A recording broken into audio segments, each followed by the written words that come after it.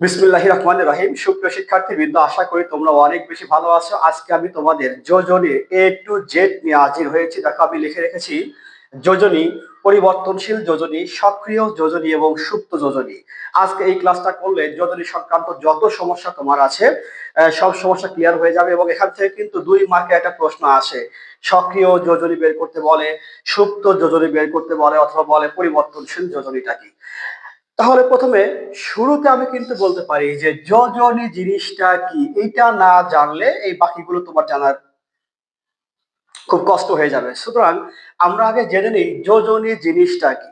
দেখো, যোজনীকে অনেকভাবে সংজ্ঞায়িত করা যায়। আমি যদি বলি যে একটা অণু গঠন কালে একটা পরমাণু অপর একটা পরমাণুর সাথে যুক্ত হওয়ার যে ক্ষমতাটা, এই ক্ষমতাটা কিন্তু আসলে যোজনী।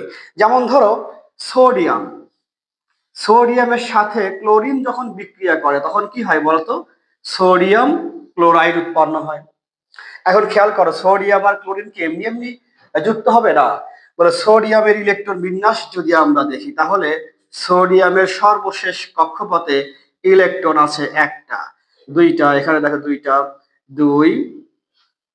দ্বিতীয় কক্ষপথে ইলেকট্রন আছে তার আটটা, এবং তৃতীয় কক্ষপথে ইলেকট্রন আছে একটা। অনুরূপভাবে ক্লোরিনের দেখো, ক্লোরিনের প্রথম কক্ষপথে দুইটা, দ্বিতীয় কক্ষপথে আছে হচ্ছে আটটা, এবং তৃতীয় কক্ষপথে আছে সাতটা।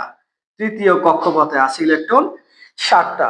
তাহলে এই সোডিয়াম যে ক্লোরিনের সাথে যুক্ত হবে, তার যোগ্যতাটা আসলে কি? তার যোগ্যতা হলো এই বিজোড় সংখ্যক ইলেকট্রন।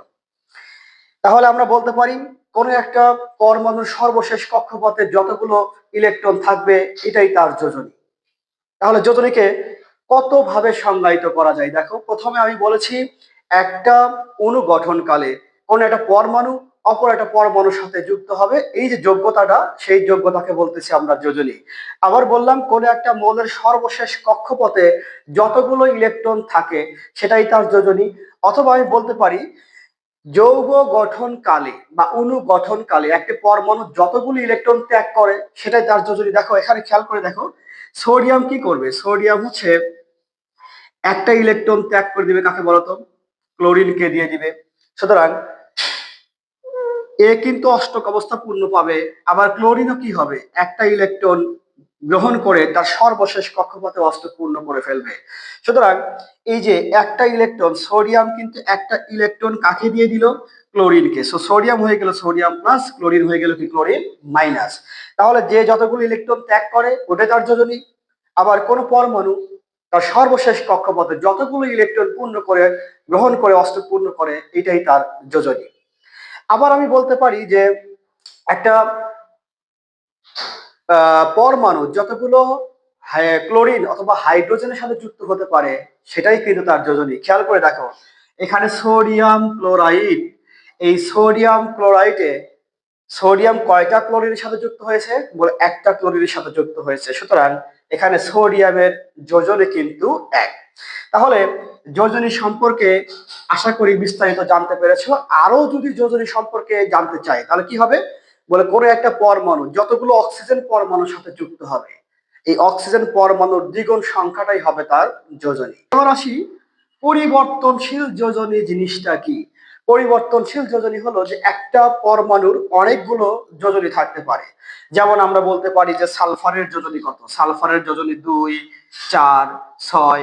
আয়রনের যোজনী কত? আয়রনের যোজনী 2, 3। এরপর কার্বনের যোজনী কত? 2 এবং 4। এখানে এই প্রত্যেকটা যোজনী আসলে কি বলতো? পরিবর্তনশীল যোজনী। তাহলে একটা পরমাণুর যদি একাধিক যোজনী থাকে, সেই যোজনীগুলোকে বলবো আমরা পরিবর্তনশীল যোজনী। এরপরে খেয়াল করো, পরিবর্তনশীল যোজনী চলে গেলে সক্রিয় যোজনী জিনিসটা কি? সক্রিয় যোজনী হলো কোনো একটা যৌগের মধ্যে কোনো পরমাণুর যে যোজনীটা ব্যবহৃত হয়, তাকে বলবো আমরা সক্রিয় যোজনী। বিশেষ দাঁড়ালো কি? দেখো, FeCl2, এটাকে বলি আমরা ফেরাস ক্লোরাইড। যেহেতু আয়রনের যোজনী 2, সো কম হলে কি হয়? So ferrous chloride.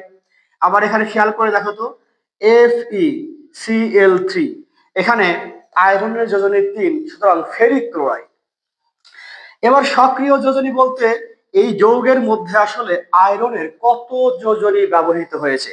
দেখো এখানে কিন্তু আয়রনের যোজনী ব্যবহৃত হয়েছে 2, এখানে আয়রনের যোজনী ব্যবহৃত হয়েছে কত, 3। সুতরাং এই 2 এবং 3 এই যৌগ এবং এই যৌগের কিন্তু আসলে সক্রিয় যোজনী। তাহলে কোন একটা যৌগের মধ্যে কোন পরমাণুর যে যোজনীটা ব্যবহৃত হয় বা কার্যকর থাকে ওই যোজনীটাকে বলি আমরা হচ্ছে সক্রিয় যোজনী। এবার আসি আমরা সুপ্ত যোজনী। সুপ্ত যোজনী জিনিসটা কি? সুপ্ত প্রতিভা। সুপ্ত প্রতিভা যেটা লুকায়িত অবস্থায় থাকে এটাকে বলা হয় সুপ্ত প্রতিভা। সো এই যোজনীটা জিনিসটা কি?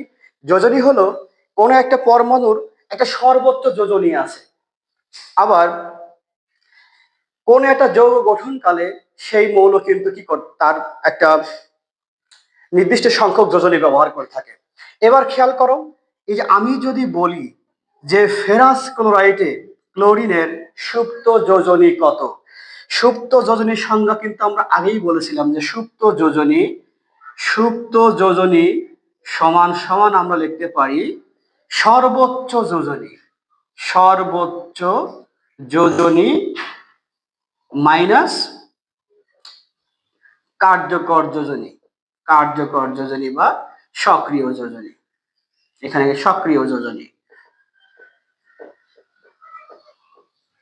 এবার খেয়াল করে দেখো যে ফেরাস ক্লোরাইডে আয়রনের আসলে সুপ্ত যোজনী কত। এবার খেয়াল করো আয়রনের সর্বোচ্চ যোজনী কত। সর্বোচ্চ যোজনী আছে তার 3, কারণ আয়রনের সর্বোচ্চ যোজনী কত, 3। তাহলে সর্বোচ্চ যোজনী থেকে যদি আমি কার্যকর যোজনী বাদ দিই তাহলে এখানে কার্যকর যোজনী কত ব্যবহার হয়েছে, 2। এই 2 যদি বাদ দিই তাহলে আমার সুপ্ত যোজনী থাকে কত, 1। তাহলে সক্রিয় সর্বোচ্চ যোজনী থেকে সক্রিয় যোজনী বাদ দিলে যা থাকবে সেইটাই হবে তার সুপ্ত যোজনী। এবার খেয়াল করো তো আয়রন ক্লোরাইড, ফেরিক ক্লোরাইড যেটা বলি আমরা, ফেরিক ক্লোরাইড আসলে ক্লোরিনের আয়রনের সুপ্ত যোজনী কত। তাহলে আগের মতোই এখানে খেয়াল করে দেখো তো আয়রনের আসলে সর্বোচ্চ যোজনী কত। আয়রনের সর্বোচ্চ যোজনী হলো 3 বিয়োগ সক্রিয় যোজনী এখানে ব্যবহৃত হয়েছে কত বলতো, 3। তাহলে এই 3 যদি বাদ দিই তার সুপ্ত যোজনী কত আছে, 0। অনুরূপ ভাবে আমি যদি এখানে আরো কিছু লিখি যে কার্বন ডাই অক্সাইডে কার্বনের সুপ্ত যোজনী কত। কার্বন ডাই অক্সাইড খেয়াল করো কার্বনের সর্বোচ্চ যোজনী কত। কার্বনের সর্বোচ্চ যোজনী কিন্তু 4। আর এই জায়গাতে কার্বনের যোজনী কত ব্যবহৃত হয়েছে এইটা একটা গুরুত্বপূর্ণ প্রশ্ন। খেয়াল করো যে কার্বনের কিন্তু যোজনী ব্যবহৃত হয়েছে এখানে 4। কেন? কারণ আমরা জানি যৌগ গঠনকালে মৌলগুলো তাদের যোজনী এক্সচেঞ্জ করে। অক্সিজেনের যে যোজনী ছিল সেই যোজনী ছিল 2, আর কার্বনের যোজনী যাবে অক্সিজেনের কাছে 4।